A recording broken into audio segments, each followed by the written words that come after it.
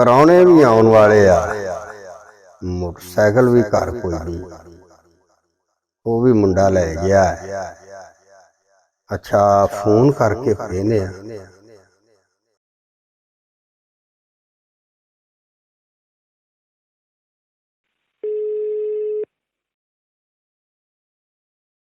Phone ਵੀ ਨਹੀਂ ਉਠਾ ਰਿਹਾ।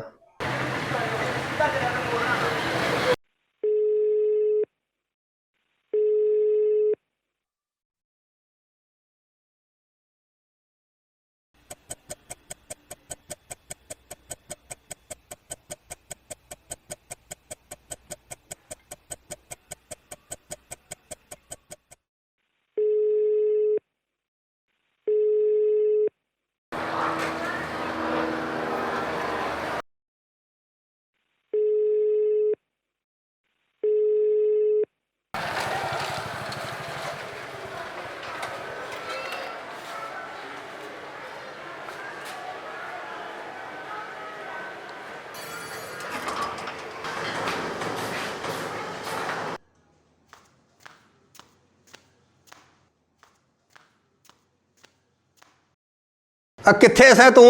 फोन नहीं सा चुकन डिया। अब्बा जी जरूरी काम नाल बाजार गया हैगा सी, शोर नाल फोन दा पता नहीं चलिया हैगा। तेरे काम ही इहो जिहा, तेनू जदों फोन करिए उदों नहीं तू चुकदा। अब्बा जी होया की है, क्यों गुस्सा करी जा रहे हो? अब मोटरसाइकिल भी तेरे कोल, परौणे उत्तों आउण वाले आ, ते गुस्सा ना करा ते होर की करा। अब्बा जी मेहमानों वास्ते की लैके आना, हुणे लैके आ रहे हैं। आया ला फड़ पर्ची ते पैसे ते कोई समान लिखिया ही ते फटाफट लै गया।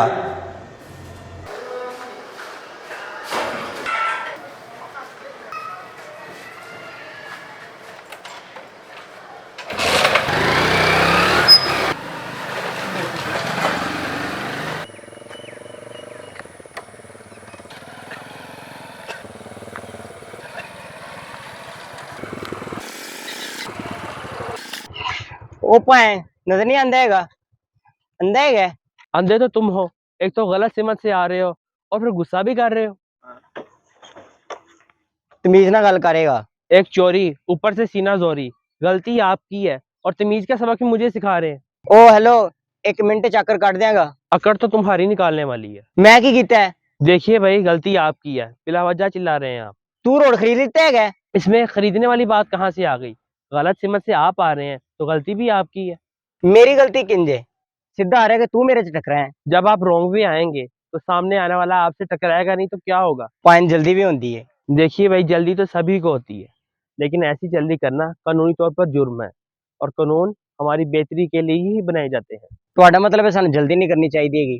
हाँ, मैं यही कह रहा था कि हमें जल्दी नहीं करनी चाहिए। जल्दी करने से हमारा बहुत बड़ा नुकसान हो सकता है।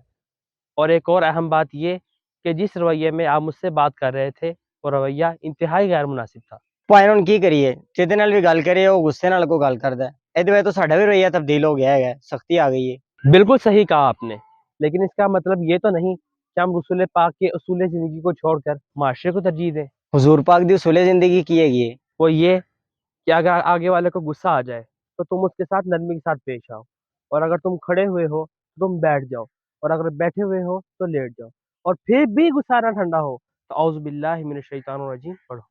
मैं आइंदा इस रवैये ਨਾਲ ਕਿਸੇ ਨਾਲ ਗੱਲ ਨਹੀਂ ਕਰਾਂਗਾ और ਜਿਹੜੀਆਂ ਤੁਸੀਂ ਮੈਨੂੰ ਗੱਲਾਂ ਦੱਸੀਆਂ ਨੇ ਇਹਨਾਂ ਤੇ मैं अमल करांगा। उम्मीद करता हूँ कि ये बातें मुआशरे की बेहतरी के लिए आप लोगों तक पहुँचाएंगे। जी जी इंशाल्लाह मैं इंज ही करांगा। ਹੁਣ मैं जाना चाह रहा और मेहमान आए ने ते सामान खरीदना है। चलें ठीक है, फ़ी अमानिल्लाह।